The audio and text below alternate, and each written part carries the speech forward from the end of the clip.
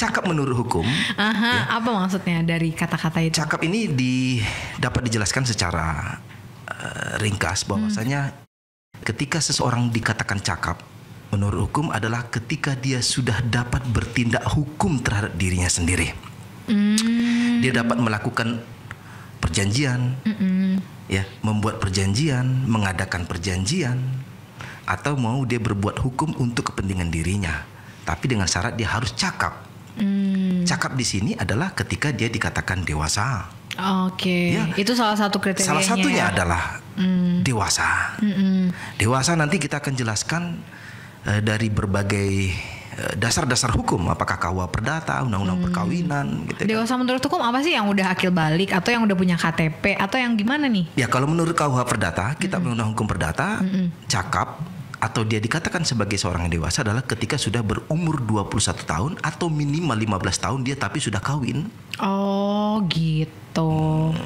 Minimal 16 tahun lah gitu. Nggak boleh 15 tahun, 16. Dia baru dikatakan cakap. Artinya dia bisa bertindak hukum terhadap dirinya sendiri, apakah mengadakan suatu perjanjian atau kalau dia menjadi mewakili dirinya sendiri, atau dia boleh melangsungkan perkawinan ketika sudah memiliki kriteria dia sudah cakap.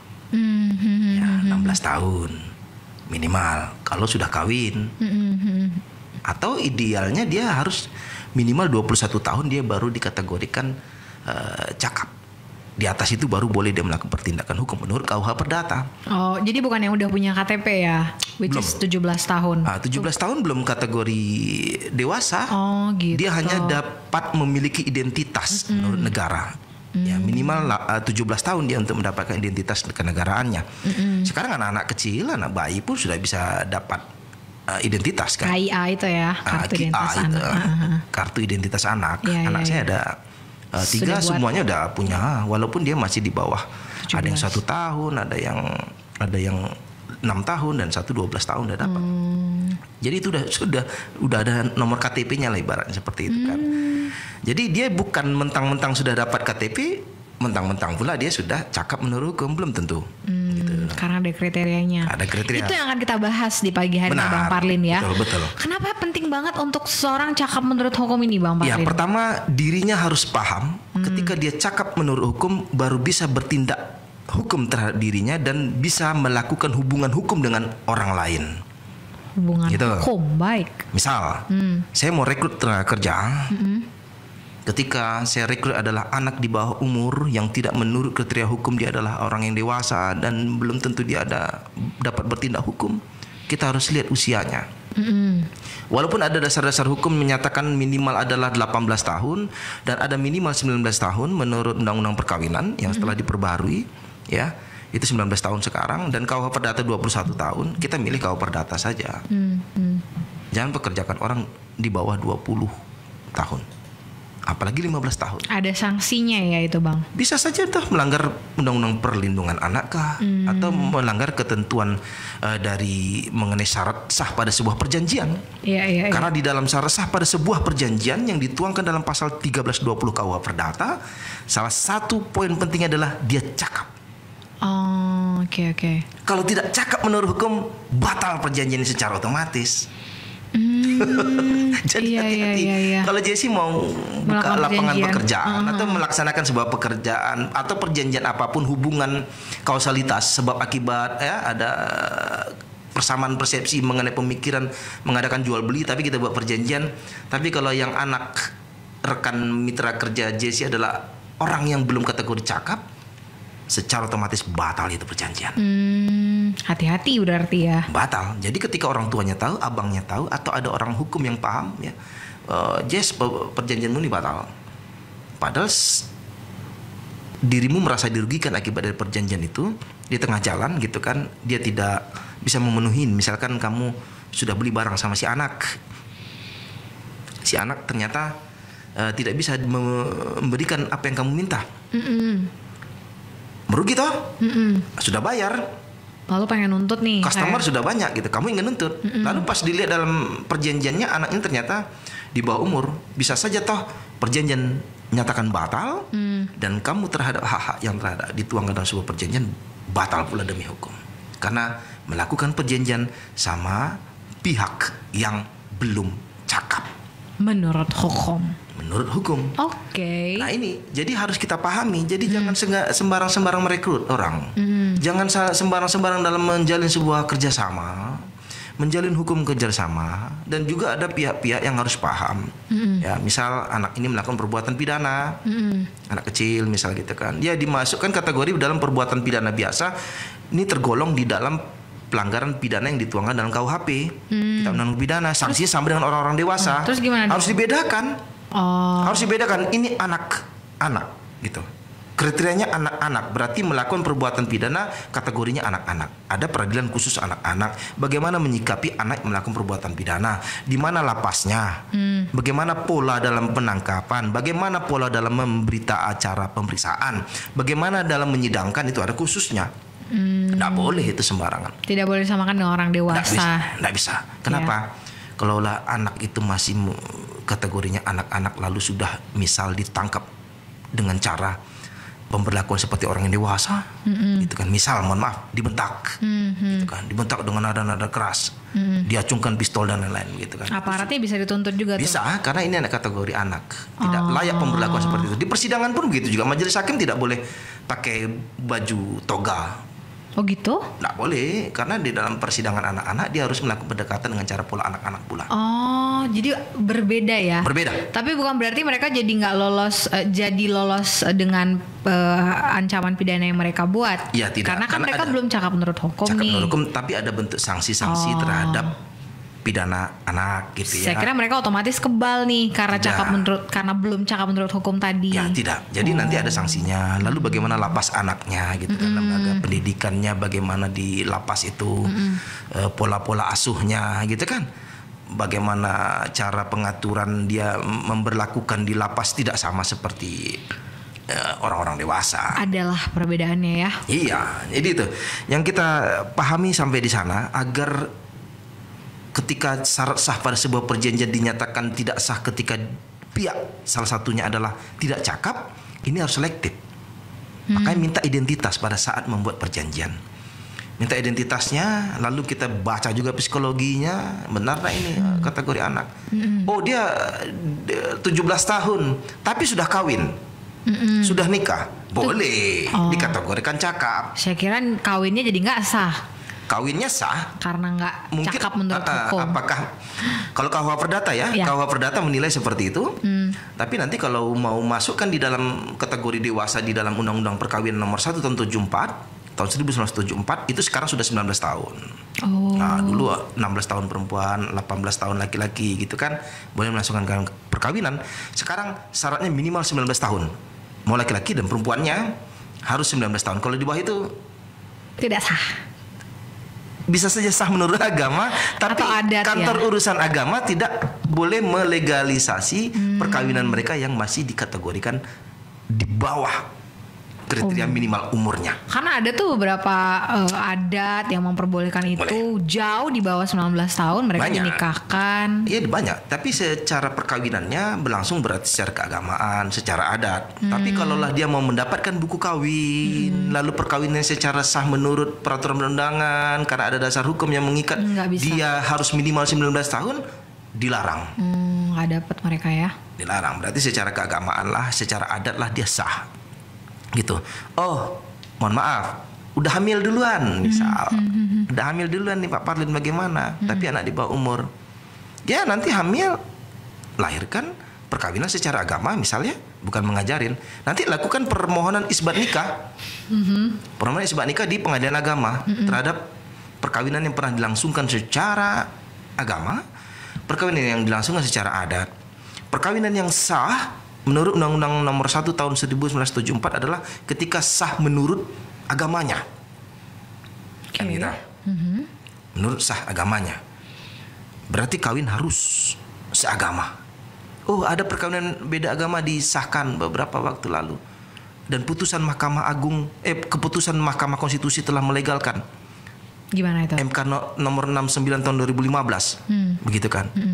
Ya tetap saja kalau menurut KUH Perdata, menurut undang-undang perkawinannya ketika menyatakan perkawinan sah menurut agama, berarti kan harus perkawinan disahkan berdasarkan keagamaannya. Walaupun sudah ada dasar hukum yang baru mengikat putusan Mahkamah Konstitusi, Tapi bagi saya untuk tidak main-main tentang ada ketentuan yang lebih tinggi. Ya, ketentuan yang lebih tinggi undang-undangnya kah gitu kan. Putusan MK tetap putusan tertinggi.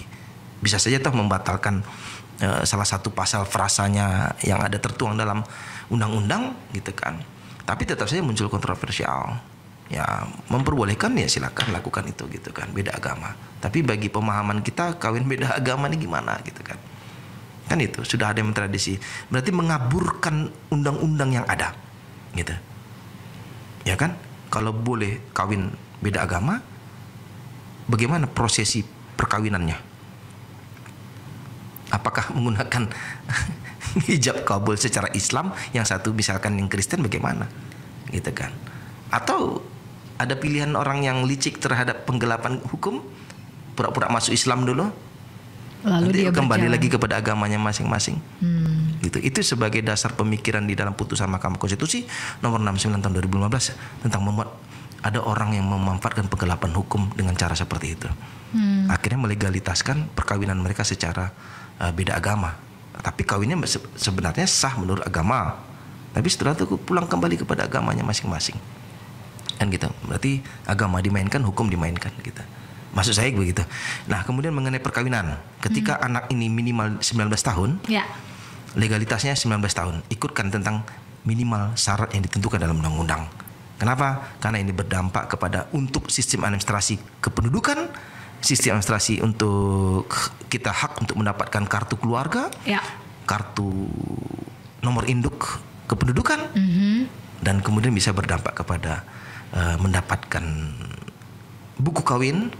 Nanti dari turunan buku kawin ada akta kelahiran anak, gitu kan? Iya. Kartu keluarga secara kekeluargaan. Urusan administrasi lah pokoknya ya. Gitu. Jadi nanti kalau kawinnya dilegalitaskan umurnya di bawah 19 tahun, 17 tahun disahkan gitu kan. Kan ada nih jual-jual buku kawin yang asli tapi palsu.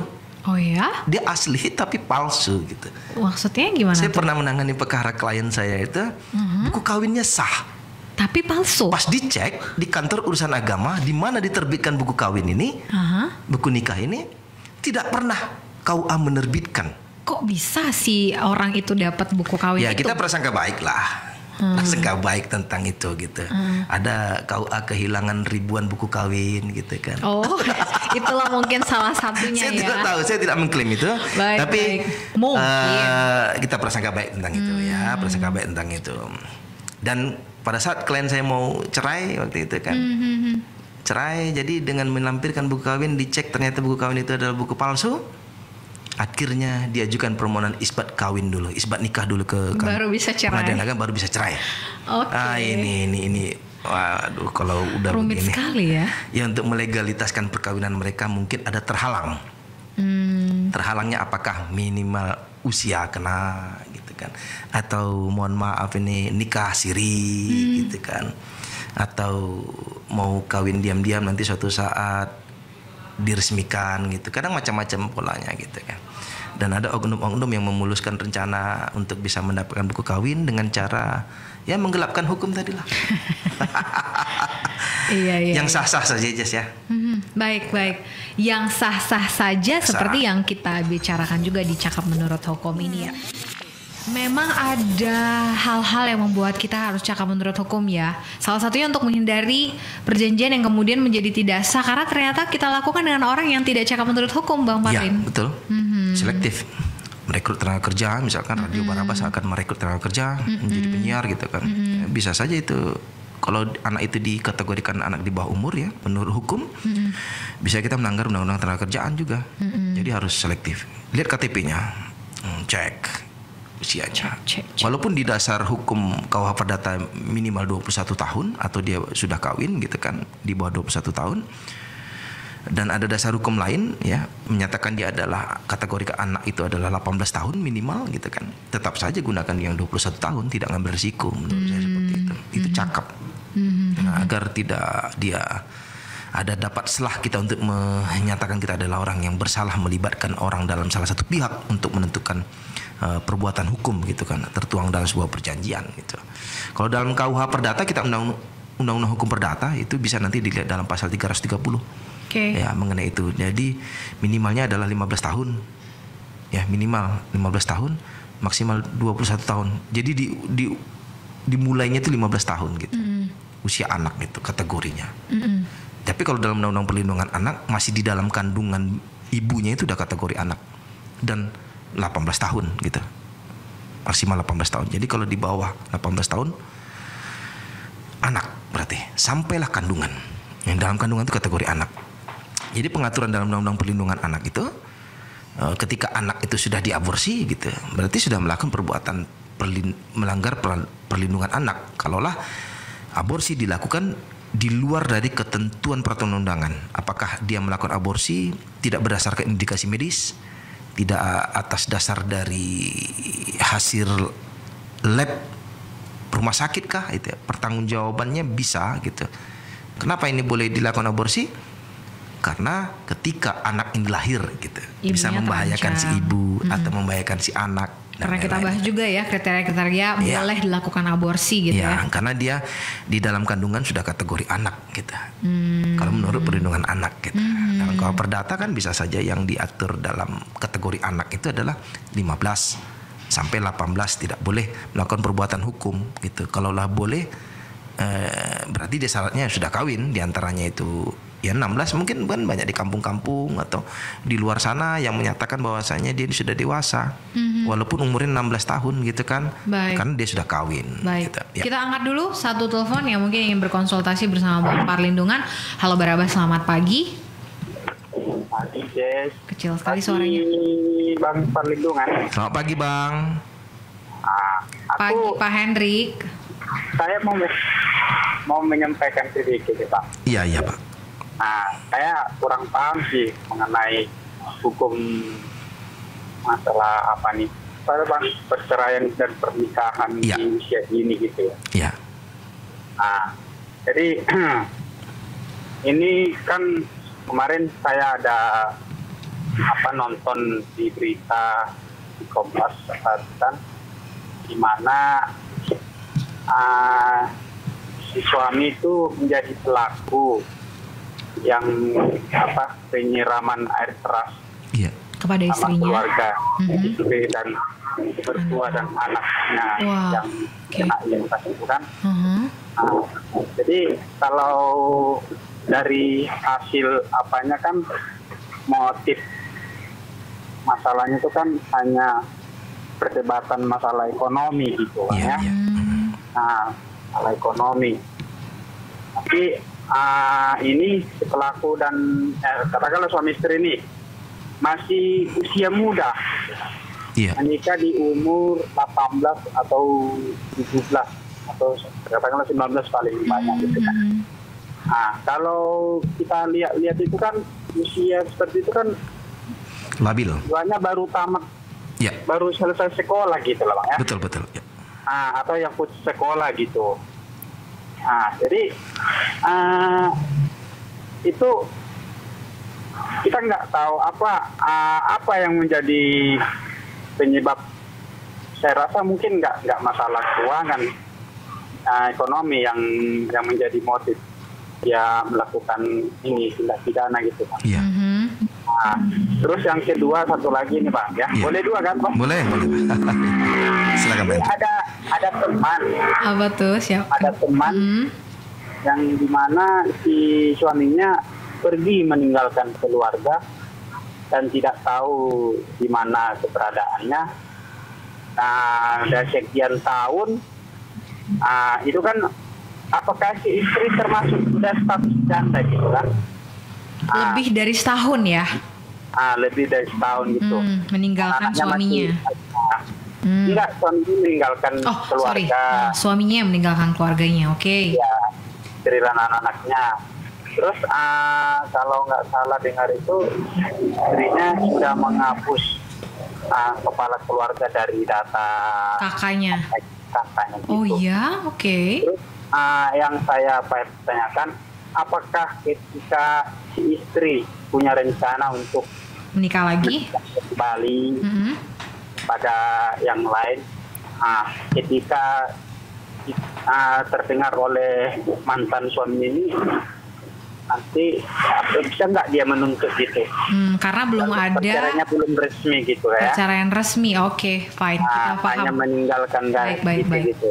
Oke. Gimana Bang? Apanya itu Ya. Bang? Itu aja. Kita tangkap. Terima kasih Pak Hendrik. Selamat Baik, pagi. Pak Hendrik, Jadi ada baik. 2 pertanyaan. Ada kaitannya nggak sih usia yang lebih muda membuat orang cenderung melakukan tindak pidana, Bang Parlin? Ya, jadi ketika sudah kawin, sudah nikah, berarti cakaplah dia. Mau dia di bawah umur sekalipun, ketika dia sudah kawin, menurut hukum dia sudah kategori cakap. Umumnya perkawinan muda memang berdampak kepada maraknya gitu, pengajuan cerai. Kenapa? Oke. Karena faktor ego. Betul kata Pak Hendrik. Tapi nggak semua. Tidak semua, ada yang tetap bertahan gitu kan. Meskipun Tetap nikah bertahan. muda. Kebanyakannya begitu. Kenapa? Karena akibat dari kawin muda. Nikah muda. Kenapa? Karena secara umur mungkin perkawinan mereka belum matang secara psikologi, ya. Makanya ikutkan hukum itu. Ketika hukum itu menyatakan minimal adalah 19 tahun untuk laki dan perempuan calon pasangan mempelai yang akan nikah, berarti sudah ada kajian-kajian yang matang dari negara, dari pemerintah untuk menentukan dia ini baru dikatakan layak untuk bisa menjalin hubungan rumah tangga dengan cara perkawinan. Gitu kan? Berarti kalau pemerintah menerbitkan umur minimal adalah 15 tahun boleh kawin gitu kan. Padahal secara psikologi dia tidak matang gitu. Nah, itu perlu dievaluasi kembali. Ada kajian-kajian yang mendalam. Berarti untuk menentukan dari sebelumnya undang-undang perkawinan itu adalah laki-laki 18 tahun dan perempuan adalah 16 tahun, sekarang sudah dirubah menjadi 19 tahun untuk laki-laki dan perempuan boleh melangsungkan perkawinan, berarti ada sebuah kajian-kajian. Ini mungkin metode lama. Orang-orang kampung dulu banyak yang kawin di bawah usia 19, 18, 17 tahun gitu ya. Sekarang udah dirubah. Bisa saja toh perbuatan pidana yang dia lakukan dengan menyiram air keras kepada pasangannya atau kepada keluarga dan lain-lain, kepada anaknya, itu akibat dari apakah tidak kuatnya secara emosi, emosional gitu ya. Emosi dia tidak mampu menahan dengan cara apa yang di kepala otak dia itu yang dituangkan, apa yang ada dalam pikirannya itu yang dia lakukan. Kenapa? Secara kedewasaan dia belum matang. Ya, kalau orang dewasa kan berpikir, ketika aku siram nih pakai air panas anakku, oh pasti dia melepuh, oh nanti dia akan kubawa rumah sakit karena anak kandungku, ada biaya yang akan timbul, kalau ini kulakukan ini anak kandungku berdampak buruk terhadap dia dan istriku juga demikian. Baik buruknya ketika aku kawinkan istriku adalah dia tetap menjadi pilihanku gitu kan, mampu nggak bertahan pada pilihan walaupun ada faktor-faktor lain yang mengakibatkan mereka bertengkar gitu. Nah, itu kedewasaan. Bisa saja toh akibat tidak dewasa dia melakukan hal itu.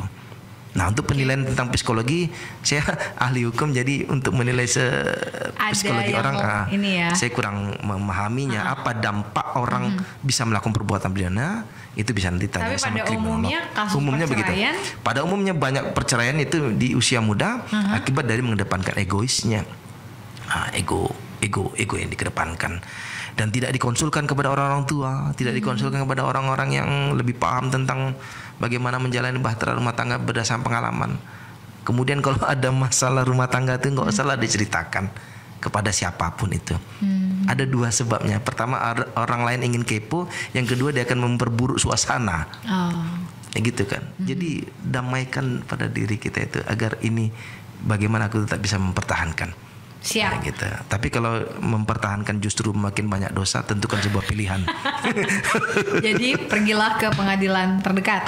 Yang kedua, pertanyaan tadi, bagaimana ketika ada suaminya pergi tanpa kabar, sudah 1 tahun dia meninggalkan keluarganya, ya, dan sang istri sudah membuang dan mengeluarkan si bapak dari kartu keluarga. Iya. Dengan cara apa dia bisa mengeluarkan? Kalau tidak ada proses perceraian, ada penggelapan hukum lagi di sana. Kita nggak nuduh ya. Jadi, tapi harusnya nggak bisa ya, untuk Bang, menghapus salah satu siapapun lah dari kakak kita apakah gitu ya. Anak ya, apakah suami istri dihapus dari kartu keluarga yang awalnya. Harus ada dasar hukum untuk menentukan penghapusan dari keluarga, kartu keluarganya. Apakah suami, anak dan lain-lain itu. Apakah kalau untuk mau menghapus suami dari kartu keluarga harus toh Ada Di surat cerai. Dukcapil ada akta perceraian, misalkan ini non muslim. Gitu kan. Yang Islam ya harus ada putusan dari pengadilan agama Kalau tentang perceraian mereka gitu. Itu sebagai dasar pembuktian bahwasanya sang suami, mantan suami boleh dikeluarkan dari kartu keluarga karena dibawa kartu keluarga baru untuk menentukan identitas terbaru sang istri. Dia adalah statusnya janda. Berarti kepala keluarga dalam kartu keluarga yang lama sudah tidak ada lagi. Dibuktikan apa? Berkas-berkas perpisahan mereka. Akta cerai, ada putusan pengadilan. Begitu. Karena kalau ada putusan pengadilan yang sah, ya itu sudah tidak diragukan kembali untuk merubah kartu keluarganya. Harus yakin itu. Di Dukcapil mau menerbitkan itu. Lalu bagaimana ketika dia sudah pergi 1 tahun? Apakah sudah dianggap janda? Kapan seseorang dikatakan janda? Duda ketika sudah ada putusan pengadilan. Kalau ini menurut administrasi kependudukan kita. Dan sudah ada putusan dari pengadilan dinyatakan dia sudah bercerai, maka berstatuslah janda bagi seorang perempuan, maka berstatuslah duda bagi seorang laki-laki. Apakah jandanya berlaku ketika sudah ditinggalkan? Secara keagamaan iya. Ketika 1 tahun, 6 bulan berturut-turut, 3 bulan berturut-turut dia tidak nafkahi, tinggalkan tanpa kabar, maka jatuhlah talak 1 dan dimohonkan ke pengadilan agama untuk menggugat cerai. Kalau khusus agama Islam. Lalu bagaimana dengan kehadiran sang suami ketika dia tidak ada? Sudah 1 tahun menghilang entah kemana. Kalau bagi Islam, pengadilan agama nanti mengumumkan, tapi di dalam aja gugatannya itu adalah gaib. Sang suami tidak tahu keberadaannya di mana. entah masih ada entah enggak ya. Nah, disebutkan situ gaib. Jadi disebutkan di dalam gugatannya gaib, tidak tahu entah di mana. Nanti pengadilan agama akan mengumumkan di radio, akan mengumumkan di surat kabar, akan ditempelkan di pengadilan pengumuman atas nama si A, identitas ini usianya, fotonya ini mungkin gitu kan. Dipanggil untuk hadir pada persidangan gugatan cerai atas nama si I. Baru Gitu kan. keluarlah surat itu ya. Ketika tidak hadir betul-betul 3 kali kah gitu kan, 3 kalinya putusan menyatakan sang suami yang gaib tidak hadir dalam pengadilan dan dilanjutkan putusan bahwasanya dinyatakanlah bercerai. Baru sang istri bisa kawin lagi. Dari bukti akta cerai dan putusan pengadilan dia boleh melangsungkan perkawinan yang baru. Tunggu masa idahnya dulu. 3 bulan ya, 90 hari. Sabarlah. Mau cepat Terus aja. tadi cerita Pak Hendrik kayaknya udah mau buru-buru kawin Iya. lagi nih. Gitu Walaupun kan. dia gaib hilang 1 tahun, tetap ada masa idahnya. Sang calon suami yang baru tetap harus tunggu. Bisa saja tuh hamil dari laki-laki lain dah. Kita membahas itu minggu lalu ya. Iya, jadi jangan sembarangan buru-buru. Jadi ketika dia suci gitu kan, udah 3 bulan tidak ada mengalami kehamilan atau dia udah bersih ya 3 bulannya dinyatakan apa baru langsung perkawinan, dan ketentuannya pun gitu, masa idahnya 3 bulan nyatakan bercerai gitu. Baik. Nah, cakap menurut hukum, kita kembali. Mudah-mudahan Pak Hendrik sudah bisa Jawab bahasan kita ya, Ya. karena pertanyaan Pak Hendrik ya. Ya, Siap. jadi Kita kembali konsultasi ke topik hukum kan nih. boleh membahas apa saja kan. Siap. Termasuk yang persoalan yang tadi itu. Jadi kalau mau nikah lagi Pak Hendrik itu si istri silakan diurus dulu ya. Ya, harus ada akta perceraiannya dulu. Oke. Nah, cakap menurut hukum tidak hanya mengenai kedewasaan seseorang. Ya. Dewasa menurut Kawah Perdata adalah 21 tahun atau dia sudah kawin atau menikah. Dalam Undang-Undang Perlindungan Anak adalah 18 tahun. Gitu kan? Dan ketentuan-ketentuan lain juga mengatur ada mengenai anak itu dikatakan dewasa boleh melakukan perbuatan hukum adalah sekian tahun, 18 tahun gitu kan? Atau 15 tahun sudah kawin, di atasnya usia di atas 16 tahun. Kategori cakap menurut hukum lagi selanjutnya adalah dia tidak di bawah pengampuhan. Pengampuhan? Ya, tidak di bawah pengampuhan. Apakah mohon maaf ini tua manula? Oke. Dia tidak cakap menurut hukum di dalam melakukan perbuatan perjanjian. Ini orang tua manula, kedengaran telinganya sudah tidak awas, matanya sudah tidak awas, berdiri tidak mampu, berpikir apalagi gitu kan. Dia tidak cakap secara hukum untuk melakukan perbuatan hukum terhadap dirinya. Begitu. Jadi jangan melakukan jual beli dengan orang yang tidak cakap. Berarti kan kita menuangkan dalam sebuah perjanjian kalau ada jual beli kan. Apakah jual beli tanah? Gitu. Termasuk menikah. Bagaimana? Siapa tahu dia mau nikah lagi kan di usianya yang sudah Makanya senja. jangan kita turuti keinginan dia menikah, apalagi dia di dalam keadaan pengampuhan. Ya kali dia pengen di usianya dia pengen ditemani gitu bang. Ya dia dalam keadaan sadarkah? Ya gitu kan. Kalau tidak cakap menurut hukum, dia di bawah pengampuan, mohon maaf nih, nya saja dibersihkan anak cucunya. Pemikirannya saja sudah kayak anak-anak tapi usianya sudah 90 tahun. Kemudian dia berpikir suka ngelantur. Ya, mata sudah tidak melihat, telinga sudah tidak mendengar. Bagaimana dia untuk minta kawin? Ketika dia minta kawin berarti dia tidak cakap menurut hukum. So tidak. Karena kategori orang yang berpikir normal itu tidak ada dimiliki oleh sang kategori tersebut. kategori itu.